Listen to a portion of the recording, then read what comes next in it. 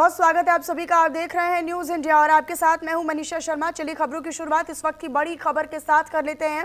कांग्रेस की आज पटना में बड़ी प्रेस कॉन्फ्रेंस होने वाली है। दोपहर 3 बजे प्रेस कॉन्फ्रेंस होने वाली है कांग्रेस की। अशोक गहलोत और जयराम रमेश इस दौरान प्रेस कॉन्फ्रेंस में मौजूद नजर आएंगे।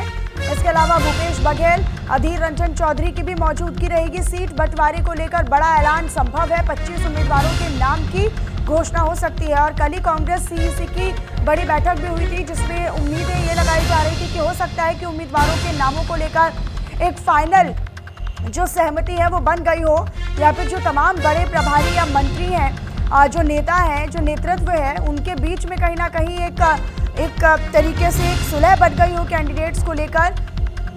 लेकिन ये भी कहा जा रहा था कि देर रात तक पहली जो उम्मीदवारों की सूची है वो जारी हो सकती है, लेकिन ऐसा नहीं हुआ। आज उम्मीद है कि कांग्रेस की उम्मीदवारों की पहली लिस्ट जारी हो सकती है। तो बिहार विधानसभा चुनाव को लेकर ये बड़ी खबर है, जहां 25 उम्मीदवारों के नाम का आज ऐलान हो सकता है। आज कांग्रेस की प्रेस कॉन्फ्रेंस होनी है दोपहर 3 बजे। आज कांग्रेस की पटना में बड़ी प्रेस कॉन्फ्रेंस होगी और सभी की निगाहें इस प्रेस कॉन्फ्रेंस पर रहने वाली हैं। जब 3 बजे कांग्रेस के नेता इस प्रेस कॉन्फ्रेंस में, चाहे वो अशोक गहलोत हो, जयराम रमेश हो, या फिर अधीर रंजन चौधरी की बात कर ली जाए, या फिर उसके अलावा भूपेश बघेल की बात कर ली जाए, ये तमाम वो बड़े नेतृत्व जो है कांग्रेस का, वो इस प्रेस कॉन्फ्रेंस में शामिल होने वाला है।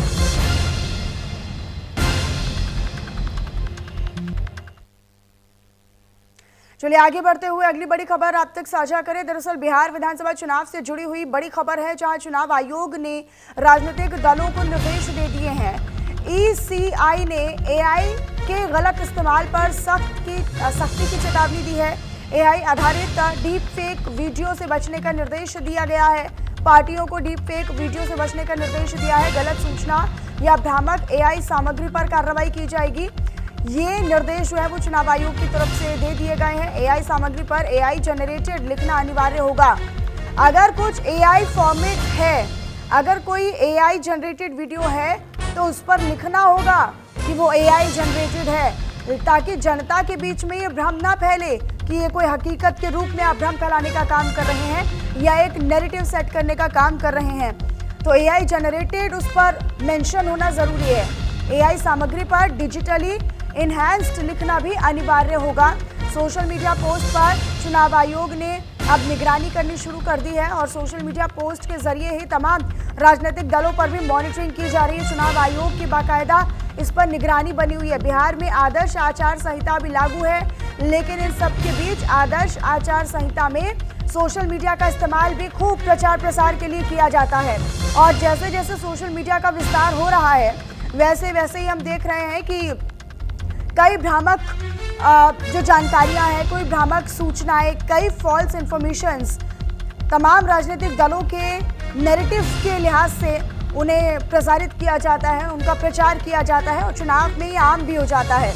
जनता कई सारे ऐसे भ्रामक चीज़ों पर या भ्रामक सूचनाओं पर यकीन भी कर लेती है। लेकिन अब राजनीतिक दलों को ये सख्त तौर पर चेतावनी जारी की गई है चुनाव आयोग की ओर से कि भाई हम तो मॉनिटर कर रहे हैं। अगर आप कुछ जनरेटेड या फिर सोशल मीडिया पर एआई इनहैंस्ड वीडियो डालते हैं, एआई जनरेटेड वीडियो डालते हैं, तो उसमें आपको लिखना भी होगा, ताकि लोगों को भी ये पता हो कि आप इसका प्रचार ही कर रहे हैं। केवल प्रचार करने के लिए, एक नैरेटिव सेट करने के लिए आप सोशल मीडिया पर एआई का इस्तेमाल कर रहे हैं और लोग जो है वो इसे वास्तविक जानकारी ना समझें।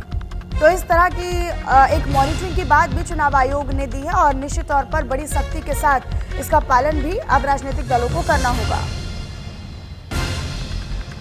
बीते कई दिनों से हम लगातार देख रहे हैं कि सोशल मीडिया पर लोग जो है वो बड़ी तादाद में एक दूसरे के साथ जुड़ते हैं।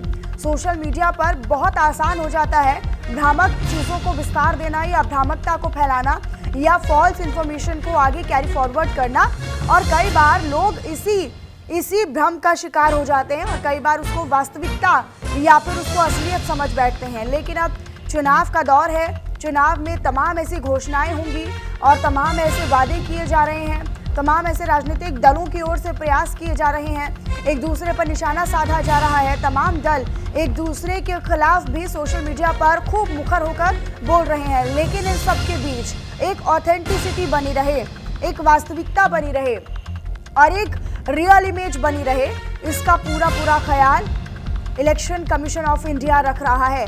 और यही वजह है कि अब सख्ती के साथ निर्देश दे दिए हैं। बिहार में आदर्श आचार संहिता लागू है। 6 नवंबर 11 नवंबर को चुनाव है, जिनके नतीजे 14 नवंबर को आएंगे।